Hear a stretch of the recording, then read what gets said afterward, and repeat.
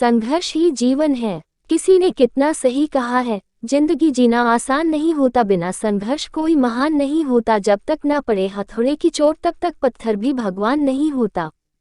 जो मुस्कुरा रहा है उसे दर्द ने पाला होगा, जो चल रहा है उसके पाँव में छाला होगा। बिना संघर्ष के इंसान चमक नहीं सकता, जो जलेगा उसी दिए में उजाला होगा।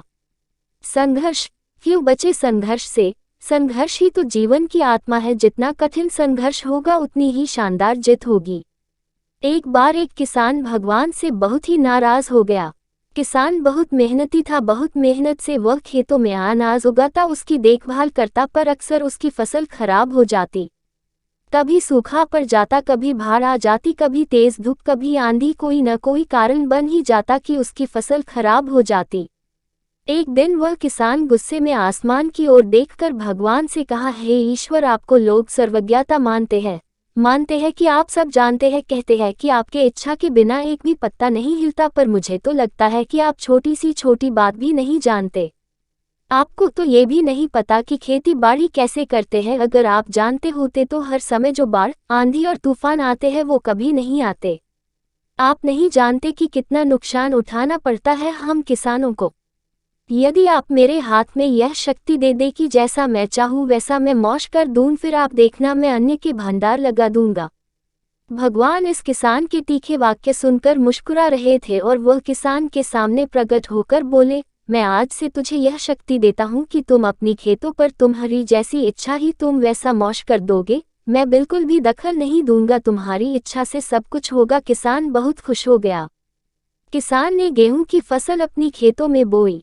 जब उसे लगा कि खेतों को धूप चाहिए तो खेतों को धूप मिले, जब पानी बरसना चाहिए तभी पानी बरसा, आंधी, तूफान, बाढ़ कुछ भी उसने अपने खेतों पर आने नहीं दिया। किसान के खेत में इस वर्ष ऐसी फसल हुई जैसी कभी नहीं हुई थी। हरी भरी लहलहाती फसल, मन ही मन वह बहुत खुश हो गया और सोचने लगा, अब सबूत के साथ दिखाऊंगा भगवान को कि इसे कहते हैं शक्ति का सही उपयोग। मेरी सफलता देखकर उन्हें अपनी नियम जरूर बदलने पड़ेंगे। कुछ दिन गुजरे, फसल कटने को तैयार हो गए। किसान बहुत उत्सुकता के साथ फसल को काटने लगा, पर जैसे ही उसकी नज़र गेहूं की बालियों पर गया तो उसने अपना सिर पीट लिया और वह रोने चिल्लाने लगा। गेहूं की एक भी बाली के अंदर गेहूं का दाना नहीं था, सारी बालियां अंदर से खाली थी। किसान बहुत दुखी हो गया। उसने भगवान को रोते हुए फिर पुकारा, हे प्रभु, तुमने ये मेरे साथ क्या किया? क्या तुमने मुझे कोई सजा दी? भगवान बोले, पुत्र, ये तो होना ही था। तुमने पौधों को संघर्ष करने का मौका ही कहाँ दिया? ना तो तुमने उन्हें आंधियों से जूझने दिया, ना तेज बारिश से सहने दिया और ना ही धूप में तपने दिया। एक भी चुनौती का सामना तुमने उन्हें नहीं करने दिया, इसीलिए सारे पौधे अंदर से खोखले रह गए। जब आंधी, तूफान, तेज बारिश और धूप पड़ती है तभी ये पौधा अपने अस्तित्व को बचाने के लिए संघर्ष करते हैं, और इसी संघर्ष से एक बल पैदा होता है जिसमें शक्ति होती है, ऊर्जा होती है, और यही ऊर्जा पूर्ति तेरे गेहूं के दानों की तरह जो नहीं फूटी। तूने उन्हें कठिन परिस्थितियों से गुजरने ही नहीं दिया जहां उनके अस्तित्व का जन्म होता।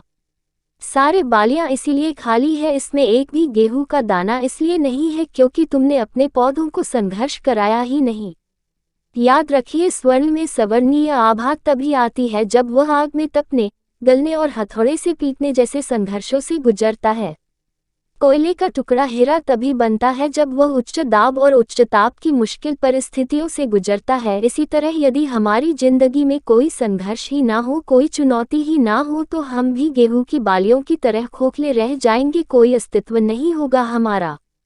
विपरीत परिस्थितियां, चुनौतियां, समस्याएं हमें और अधिक निखारती है। यदि जीवन में कठिन परिस्थितियां और चुनौतियां आए तो घबराना मत, बल्कि सामना करना, विश्वास करना कि आप और अधिक निखर जाओगे और अधिक मजबूत बन जाओगे।